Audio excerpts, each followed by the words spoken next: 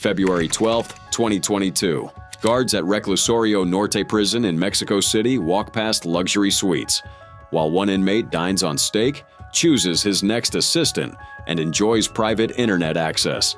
This isn't fiction. It's how Mexico's wealthiest drug lords serve time. This is how cartel members are treated in Mexican prisons. Is the moment Joaquin El Chapo Guzman makes the Mexican government look ridiculous.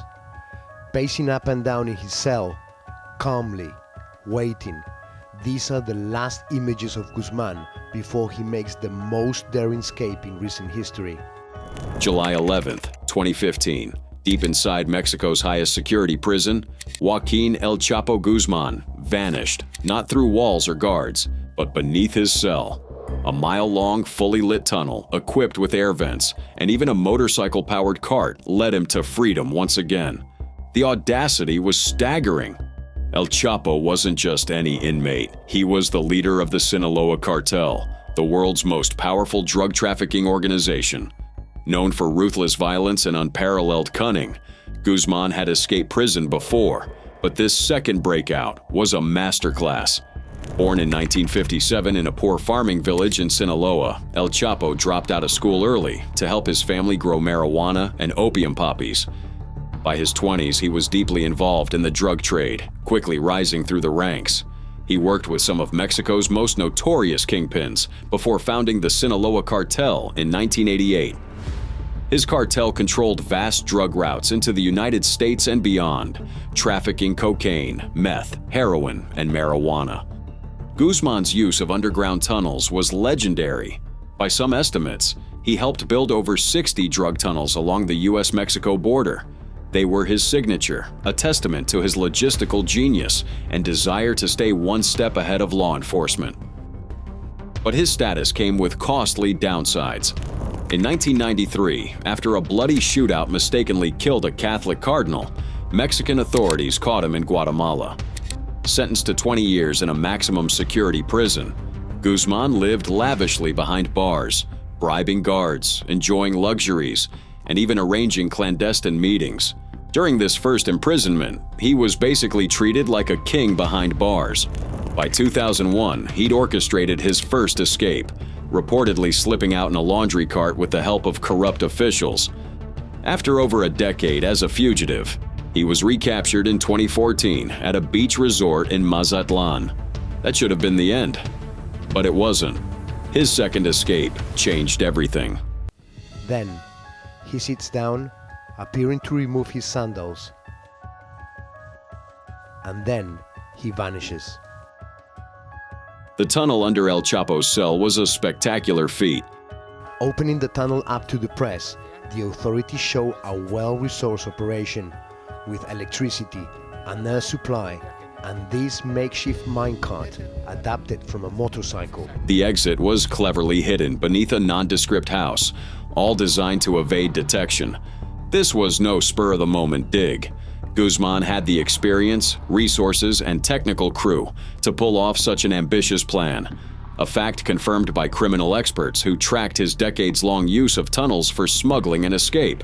His escape reignited widespread questions. Was there inside help? How deep did corruption run? And why had the Mexican government refused to extradite him to the United States, where he faced numerous charges? The fallout was immediate and brutal. The government launched a nationwide manhunt, deploying thousands of troops and police. They offered millions in rewards, but Guzman's vast cartel network and wealth made recapturing him a challenge.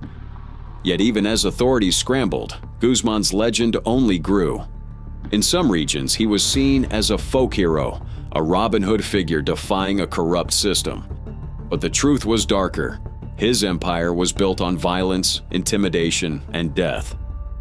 Back behind bars after his 2016 recapture, Guzman faced near-total isolation. Guards monitored him relentlessly, a constant reminder of his past escapes. Later, his lawyers revealed he struggled to sleep, checked every 4 hours to prevent another breakout. This harsh treatment sparked controversy. In 2015, alongside other cartel leaders, Guzman joined a rare joint complaint about prison conditions. alleging overcrowding, poor health care, and inhumane treatment at the Altiplano prison. Despite his notoriety and power, the drug lord was vulnerable now, trapped in the system he once manipulated. His extravagant lifestyle, vast fortune, and criminal network couldn't save him from the cold reality of maximum security incarceration. Ironically, it was the very conditions designed to hold him that pushed Guzman to seek extradition to the United States, believing prison there might be more secure, or at least less torturous. There's a new twist in the case of notorious drug lord Joaquin El Chapo Guzman. His lawyers say that El Chapo is now asking to be extradited to the United States as soon as possible because he says the guards at the Mexican prison won't let him sleep. From a childhood selling oranges in Sinaloa to the most notorious drug lord of his generation, Joaquin El Chapo Guzman's story is one of power, violence, and defiant escape. Yet, no tunnel, bribe, or bulletproof plan could protect him forever. What happened after his final capture? And how do Mexican prisons treat cartel members like El Chapo? The answers reveal a complicated struggle between justice, corruption, and raw survival in Mexico's ongoing drug war. Next, we'll uncover the lavish lifestyle one of the most notorious drug lords in Latin America lived behind prison walls. This most recent surge in violence sparked by the suspected escape of this man, José Adolfo Macias, known as Fito. January 7, 2024. The notorious drug lord José Adolfo Macias Villamar, known simply as Fito, vanished from his prison cell in Guayaquil, Ecuador. His escape didn't just shock the nation, it unleashed a wave of violence that tore through Ecuador's streets and prisons. Fito was no ordinary inmate. Born in 1979 in Manta, Ecuador, he rose through the ranks to become the leader of Los Choneros, one of the deadliest drug cartels in the country. Since taking control around 2020 after the murder of his predecessor, Fito turned Ecuador's once peaceful towns into battlegrounds. Before the escape, Fito was serving a 34-year sentence for organized crime, drug trafficking, and multiple murders. But inside prison walls, he lived nothing like a typical prisoner. Standards, they reveal a life of luxury for Fito, the drug kingpin. The images captured last year by members of Ecuador's military. They appear to show Fito's cell, messy but complete with home comforts. A mini fridge, a queen bed, upscale shower fittings, artwork featuring an image of Fito himself with guns and cash. A true fortress of luxury, Fito also had a personal courtyard with fighting roosters and fish tanks, even colorful murals glorifying his power. Guards described his space as living like a king. He enjoyed access to mobile phones, internet, and even produced a music video inside the prison, celebrating his reign as El Jefe y Patron. This wasn't just privilege, it was power exercised from behind bars. Gangs had effectively taken over the prison system, dividing inmates by affiliation and running their own operations. Corruption ran so deep that prison staff were either on the cartel's payroll or too terrified to intervene. All this set the stage for Fito's boldest move yet.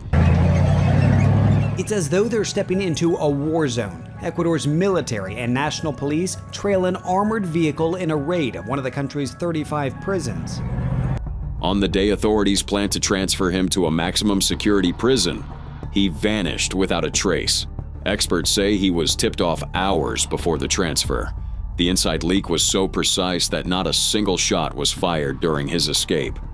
With Fito gone, chaos exploded outside and inside prison walls.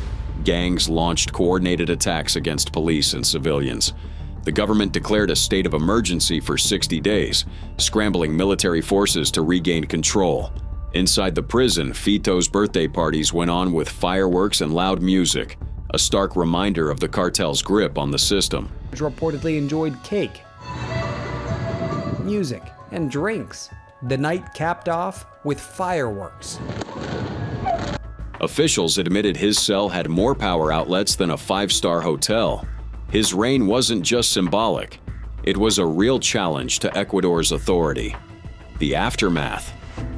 Months later, Fito remained at large, protected by an extensive criminal network stretching beyond Ecuador's borders. The government's efforts to recapture him were ongoing, but corruption and cartel influence made progress slow and dangerous.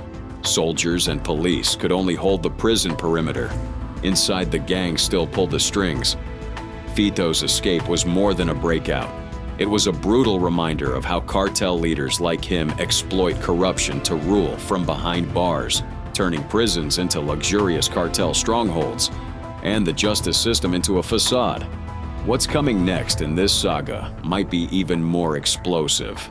But first, the story of a cartel boss whose reality behind bars was a stark contrast to Fito's. Respecta al seguimiento de la investigación, esta no tiene límites, vamos a estar al pendiente. September 26, 2011, Edgar La Barbie Valdez Villarreal made a bold move. He stopped eating the food served inside Mexico's maximum security Altiplano prison. It wasn't just a hunger strike, it was a silent message, a desperate act amid whispers of danger lurking behind bars. Edgar Valdez Villarreal, known as La Barbie for his striking looks, was once one of the most feared enforcers of the Beltran-Leiva cartel. Born in Texas and raised on both sides of the border, La Barbie's rise was marked by violence and ruthlessness. By the time he was arrested in August 2010, he was entrenched deep in cartel warfare and bloodshed. But prison wasn't just a cage for La Barbie. It became a war zone of a different kind. Months inside Altiplano brought rumors, isolation, and fear. Prison authorities denied him conjugal visits, citing issues with his partner's documents. Then came the rumors, offensive whispers that La Barbie was a snitch, planted by officials to turn other inmates against him. His brother, Abel Valdez, revealed the grim truth. La Barbie feared he was being set up to be killed inside prison walls because he knew too much, secrets tied to corruption at the highest levels. To protect himself, he chose silence and hunger. Inside Altiplano, conditions were harsh.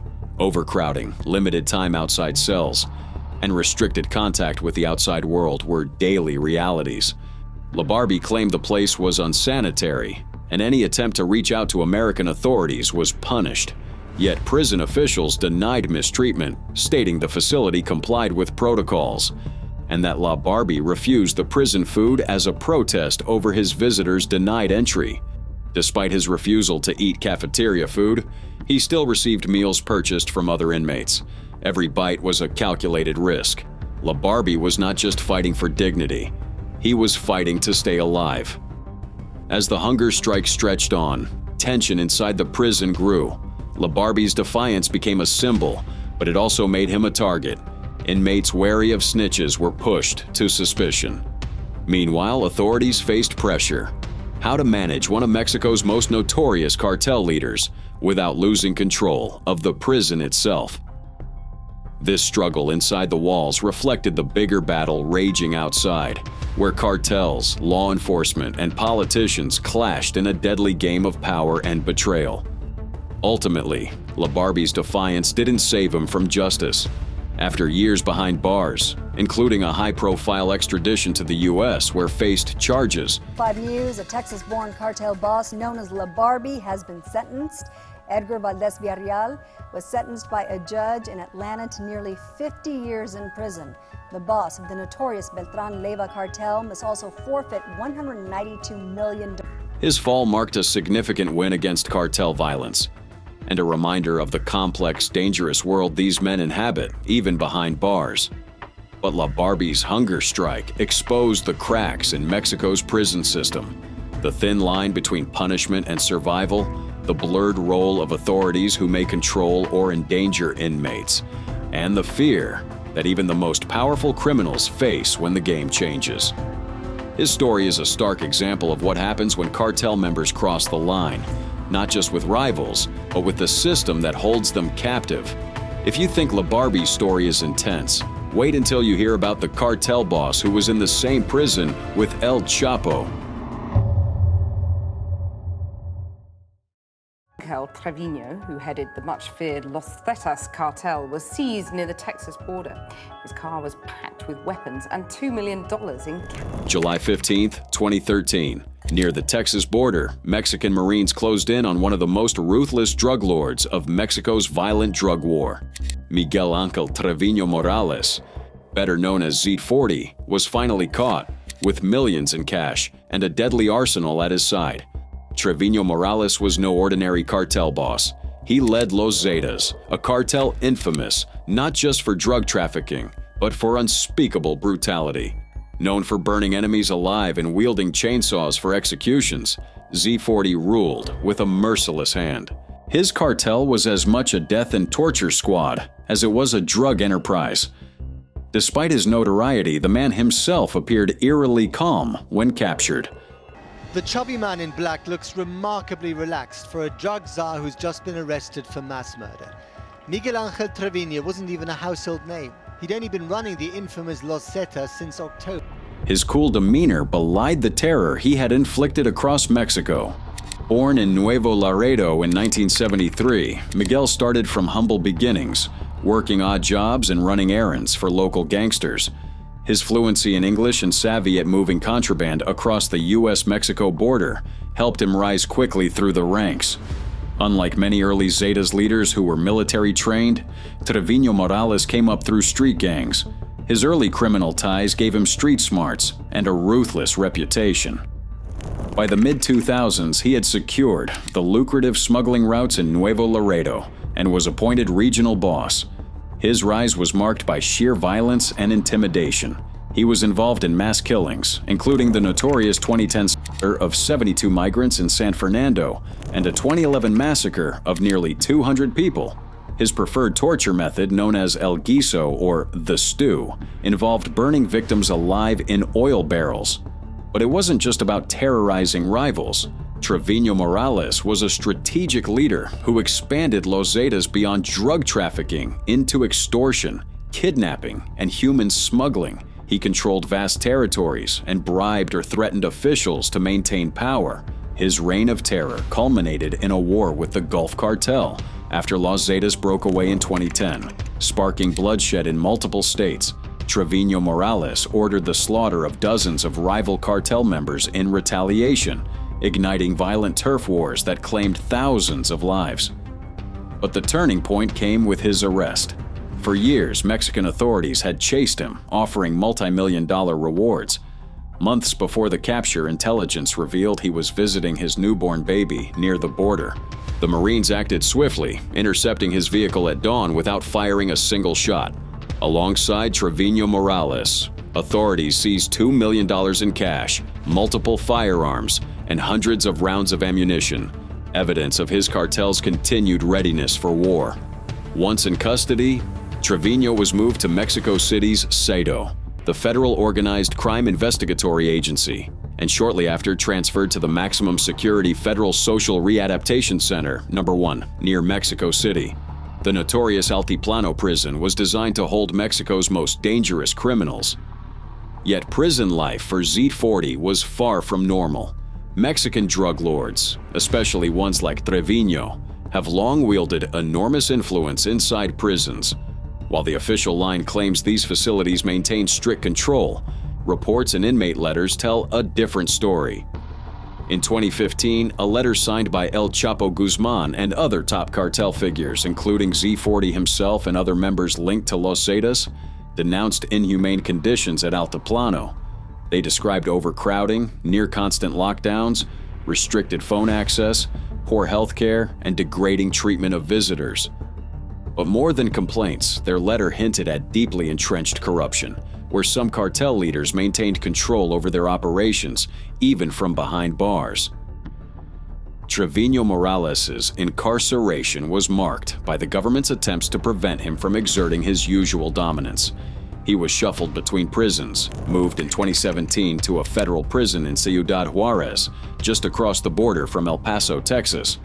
This transfer was said to be a precaution to avoid escapes or violent incidents. Still, the question remains: how do authorities keep a figure as violent and influential as Z40 in check? Mexican prisons, especially for cartel leaders, walk a fragile line. On one hand, they must secure these prisoners to prevent escape or continued criminal activity. On the other, cartel bosses often bribe guards, maintain networks inside, and even order hits. Trevino Morales, despite his capture, was said to continue influencing the cartel via trusted intermediaries. His presence inside prison walls sparked fears of ongoing violence and corruption. Eventually, the Mexican government extradited Trevino Morales to the United States in February 2025, aiming to sever his ties within Mexico's criminal underworld. His younger brother Omar, who succeeded him as leader of Los Zetas, was also extradited. The saga of Z40 illustrates a brutal truth. Capturing a cartel leader may stop one man, but the network of violence and corruption often remains intact. The prison system becomes another battleground where power is contested, deals are brokered, and the drug wars cycle continues. For now, Trevino Morales faces justice on foreign soil. If you think the story of Z40's capture and prison life is intense, wait until you hear what happened to this next cartel boss who lost his life behind bars. Mexico's most notorious drug lords has been captured by soldiers. Authorities say Hector Leiva was arrested at a restaurant in a town in central Mexico where he'd been living and posing as a local businessman. October 1st, 2014, Mexican soldiers quietly closed in on a seafood restaurant in San Miguel de Allende. Inside, Hector Leiva sat blending in as a businessman until the moment the law caught up with him. Hector Leiva was the head of one of Mexico's most ruthless drug cartels, the Leiva organization. He took control after his brother Arturo was killed by troops in 2009, steering a criminal empire known for brutal violence, drug trafficking, kidnappings, and torture. Despite all this, Hector kept a low profile, living undercover as an art and real estate dealer in central Mexico. For years, Mexican and U.S. authorities hunted him relentlessly. He was linked to at least 29 charges and carried multiple arrest warrants. The U.S. had even put a $5 million bounty on his head. But that day, the man known as LH was finally cornered and captured without a single shot fired. After his arrest, Hector Leiva was paraded before the press, a clear message that the Mexican government was striking back hard against cartel violence. Trevino wasn't even a household name. He'd only been running the infamous Los Zetas since October. He was captured on this country road near the Texan border. With him, his bodyguard, his accountant, $2 million in cash, and an... His capture was a big win for the administration, symbolizing the ongoing battle against powerful drug gangs. Once behind bars, Hector's life changed drastically. He was sent to Federal Prison Number 1, the Altiplano Maximum Security Facility. For a man who had lived surrounded by armed guards and violence, prison was a world apart, but not necessarily safer or easier. Inside, the conditions were harsh. Like other top cartel bosses held at Altiplano, Hector faced strict isolation. Inmates like him often spent 23 hours a day locked in small cells, with limited time outdoors or interaction with others. The prison regime is designed to break down power structures and prevent cartel bosses from running their organizations from behind bars. But Hector Leiva was no ordinary prisoner. His high-profile status meant constant surveillance and tight controls. Medical staff monitored his health closely after he reported chest pain. Despite the tough conditions, reports indicate he received the necessary medical attention when signs of distress appeared. Yet, even in prison, his name carried weight. Fellow inmates, many of whom were cartel rivals, resented his presence and power. Mexican authorities knew this tension could spark violence, so they isolated him carefully to prevent clashes or escapes. Still, life inside Altiplano was far from humane. In 2015, Hector joined a rare protest with other notorious inmates who collectively sent a letter to Mexico's National Human Rights Commission. They alleged overcrowding, mistreatment, and inadequate health care. Prisoners complained about spending 23 of 24 hours locked in their cells, being stripped naked during family visits, and suffering from neglect. Their claims sparked an investigation. Officials insisted security protocols were followed, but the harsh reality was clear. Even the most powerful cartel figures face brutal conditions once behind bars. For Hector, the prison walls were a far cry from the freedom and influence he once held. Months later, in March 2016, Hector Beltran Leiva was transferred to Altiplano, where the pressures and isolation intensified. Surveillance was non-stop, and any sign of weakness was met with zero tolerance. Then, on a grim night in late November 2018, everything changed. Hector was rushed from prison to a hospital after suffering severe chest pain. Despite all medical efforts, he died of cardiac arrest. His death marked the end of a violent chapter, behind bars where the cartel kingpin's empire finally crumbled. His arrest and ultimate fate inside prison reveal a harsh truth. No matter how much power cartel leaders wield outside, Mexican prisons strip them down to their most vulnerable states, isolated, watched, and cut off from their violent networks. But Hector's story isn't the end. His cartel's violent legacy lingers, and prison struggles continue for many of Mexico's most dangerous inmates. Considering what Hector's reality and end behind bars was, you will definitely not believe this next cartel boss, whose prison conditions were literally described as paradise.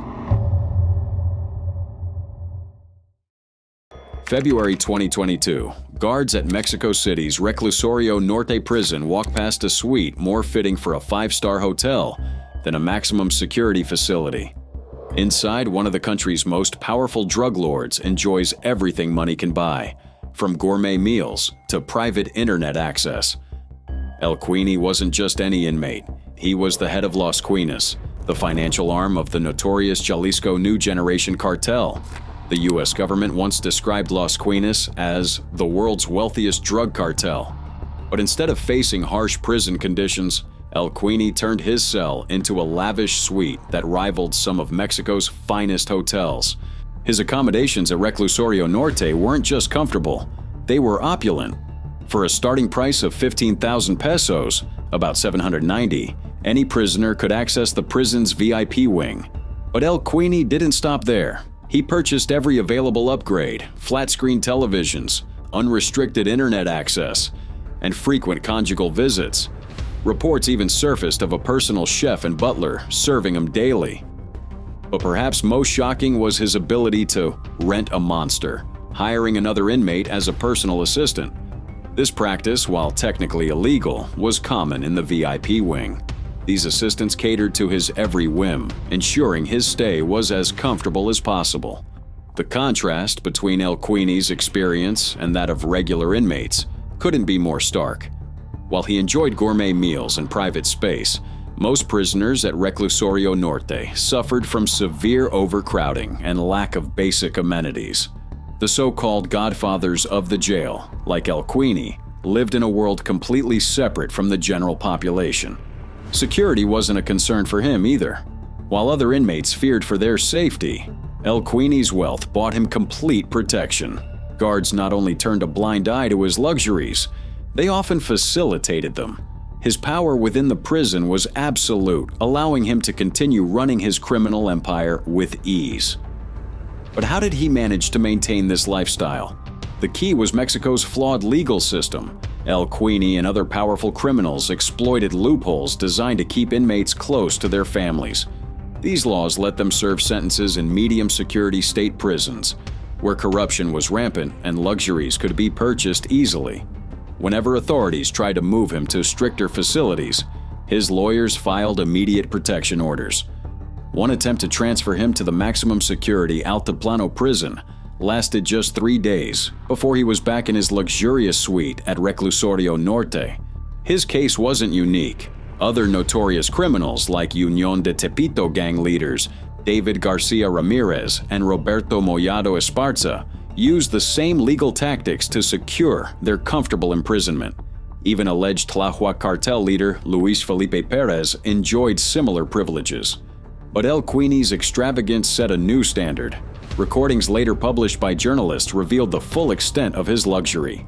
In one conversation, an associate tries to convince a South American escort to visit him, boasting about the string of women he's received in his cell and the paradise she could expect. These recordings expose the complete failure of Mexico's prison system to contain its most dangerous criminals. His story became a symbol of everything wrong with Mexico's justice system. While reform efforts had closed loopholes in federal prisons, state facilities remained wide open to corruption. Wealthy inmates like El Quini simply bought their way into comfort, security, and power. The situation at Reclusorio Norte became so notorious that it finally forced government action. New security measures were implemented, and several high-profile inmates were transferred to stricter facilities. But the underlying problems, corruption, legal loopholes, and the influence of organized crime, remained. El Quini's case exposed a harsh reality. In Mexico's prisons, money still buys freedom. His luxurious cell became a symbol of the country's struggle against corruption and organized crime. It raised serious questions about justice, accountability, and the true cost of the drug war. But as one security expert noted, where he is paradise. For now, El Quini continues to live in comfort, his power undiminished by walls or bars.